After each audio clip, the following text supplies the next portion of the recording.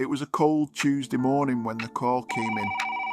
A woman's body had been discovered at the old pumping station on Hull's outskirts, the kind of place that's forgotten until something goes wrong, or someone ends up dead. My job was to figure out which it was. I arrived on site just after 7:30 a.m. The smell hit first: damp concrete, oil, and something worse. Death as a way of announcing itself, the station, a relic of the 1970s, loomed over the murky canal. It wasn't functional anymore, but the city hadn't torn it down. Too much effort, they'd said. A structure rotting from within, much like the secrets it had now revealed. The body was in the lower bay, partially submerged in water that hadn't been pumped in years. A maintenance worker had stumbled upon it while checking a faulty alarm. Poor guy was still outside, pale as a ghost and clutching his thermos like it might save him. He stammered something about hearing a splash the night before, but he'd assumed it was a stray animal. That kind of assumption would haunt him now. She was face down, half her body hidden under a rusting pipe.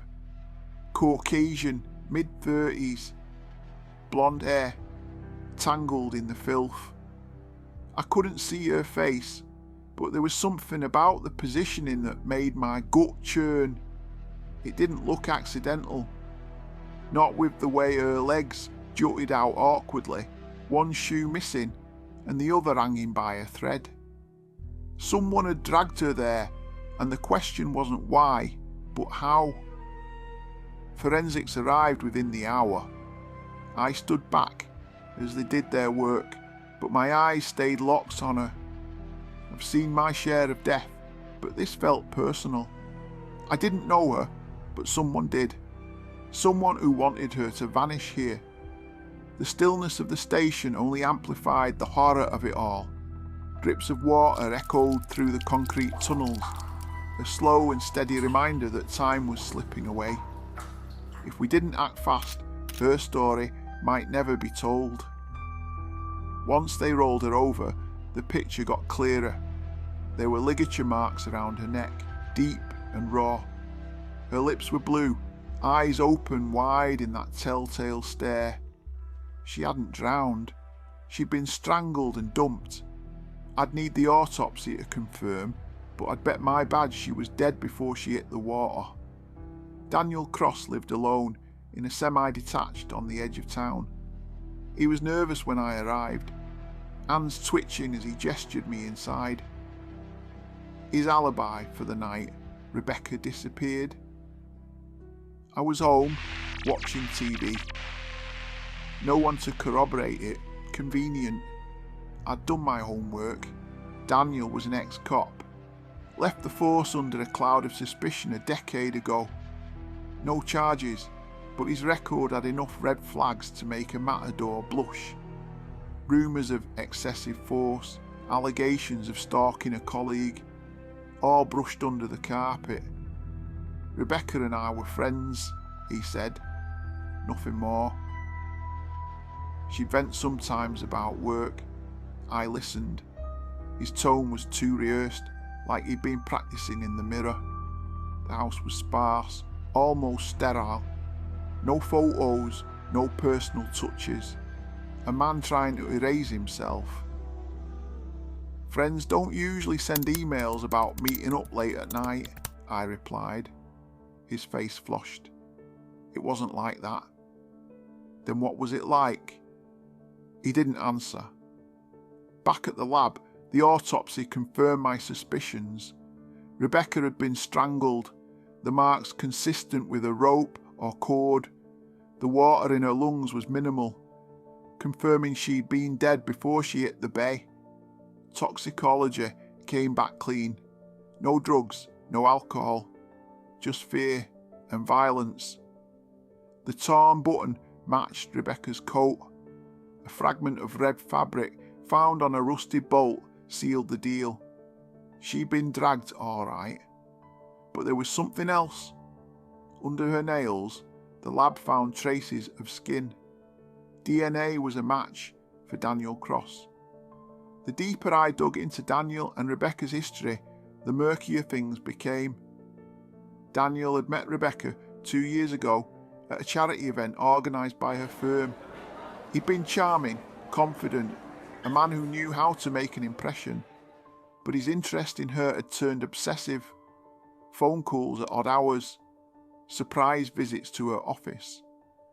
Once he'd sent flowers to her home without being given the address. Rebecca had tried to cut ties, but he always found a way back in. Her emails to him were careful, measured. She was polite, even as she tried to keep him at a distance. But his replies grew more insistent. "You're the only one who understands me," he wrote in one. "Don't shut me out." Pressure was mounting from my superiors. The press had gotten wind of the case, and headlines about the pumping station murder were everywhere. The chief wanted results yesterday. "We've got the DNA, Davison," he said during a tense meeting. "Wrap it up." But I wasn't convinced we had the full story. There were inconsistencies in Daniel's timeline. Witnesses who claimed they'd seen a different car near the station that night. A black sedan, not Daniel's blue hatchback. And then there was the issue of the rope. The lab identified it as synthetic, likely from a marine supply shop. Daniel had no connection to boating, but Rebecca's boss did. False leads piled up. An anonymous tip pointed to Rebecca's ex-boyfriend, a man she hadn't seen in years. We tracked him down, only to find he'd been on holiday in Spain at the time of the murder. Another tip suggested a jealous colleague, but their alibi checked out. Each dead end felt like a blow. I could feel the weight of it pressing on my shoulders. Nights grew longer, sleep more elusive. The next time I saw Daniel, he wasn't so cocky. The evidence pinned him to the scene. His story unravelled under pressure. He admitted they'd argued. He'd followed her to the pumping station to talk. It got heated. She tried to leave. He grabbed her. Things escalated.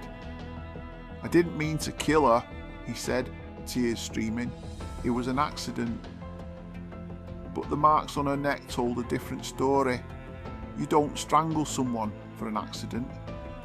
In the end, it was a simple story of obsession turned deadly. Daniel couldn't handle rejection, so he tried to control her. When that failed, he silenced her. It wasn't clever, it wasn't intricate, just tragic. I've closed a lot of cases in my time, but some stick with you.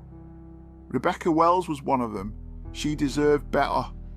All I could do was make sure she got justice and make sure Daniel Cross never walked free again.